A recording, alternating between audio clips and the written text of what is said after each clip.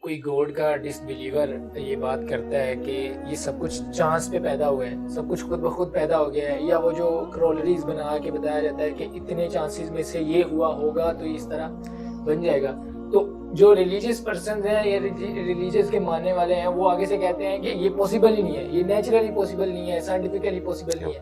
اور جب اس ایتھیسٹ کی طرف سے یہ سوال اٹھایا جاتا ہے کہ پھر گوڈ کہاں سے آ گیا، اس کو کس نے کریٹ کر دیا، تو پھر ریلیجیس لوگ جواب دیتے ہیں کہ گوڈ خود سے آ گیا، ہمیں نہیں پتا، یا وہ خود بخود کریٹ ہو گیا. ایک طرف اپنے اصول ہمیں کہہ رہے ہیں کہ وہ خود سے کچھ کریٹ نہیں ہو رہا، اور جب ہم سوال کرتے ہیں تو پھر وہ کہہ دیتے ہیں کہ وہ خود سے کریٹ ہو گیا، اپنے اصول سے بھاگی جا رہے ہیں.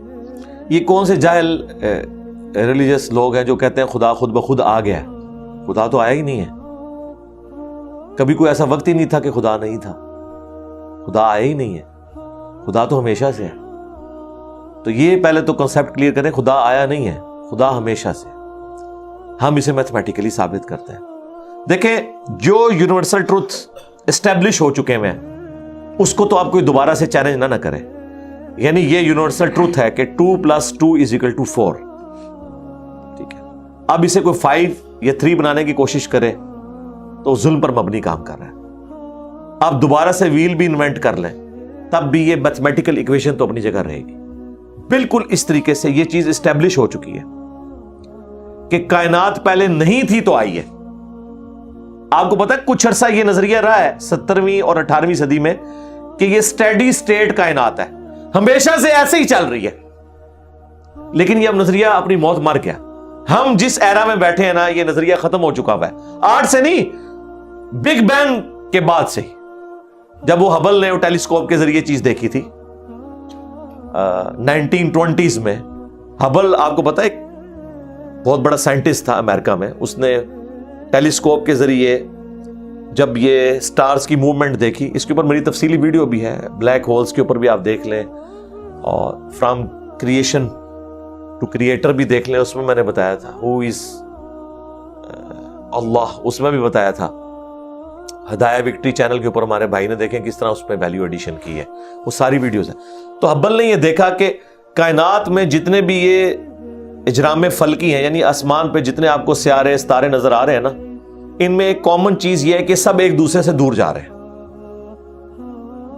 اور اس کے لیے اس نے اسپیکٹرم جب ڈرا کیا، اسپیکٹرم جب گریجولی کسی چیز کا لائٹ کا اسپیکٹرم ریڈ کی طرف شفٹ ہو، اٹ مینز کہ وہ آپ سے دور جا رہی ہے. تو یہ چیز لاجیکل تھی کہ جب یہ دور جا رہی ہے تو اس کو ٹائم میں ریورس کیا جائے تو کسی ایک جگہ سے شروع ہی ہوگی. یعنی میں ہاتھ میں کچھ بالز پکڑوں اور انہیں یوں پھینکوں، سارے ایک دوسرے سے دور جائیں گے. اور یہ ایک یونیورسل ٹروتھ ہے کہ یہ دور اس لیے جا رہے ہیں کہ کہیں ایک جگہ سے یہ سٹارٹ ہوئے تھے. یہ تو ایک نیچرل چیز ہے.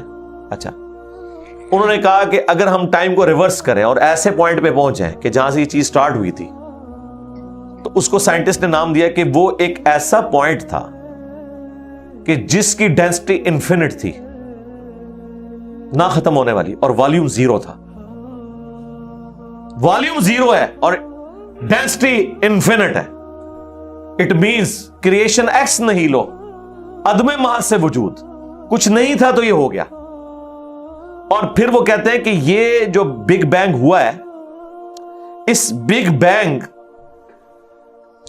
کے بعد اگر 1 سیکنڈ کے ٹریلین حصے کے اندر بھی ذرا سی ڈسٹربنس آتی تو یہ کائنات وجود میں نہیں آ سکتی تھی. اور یہ تو صرف وجود میں آنے کی بات ہے.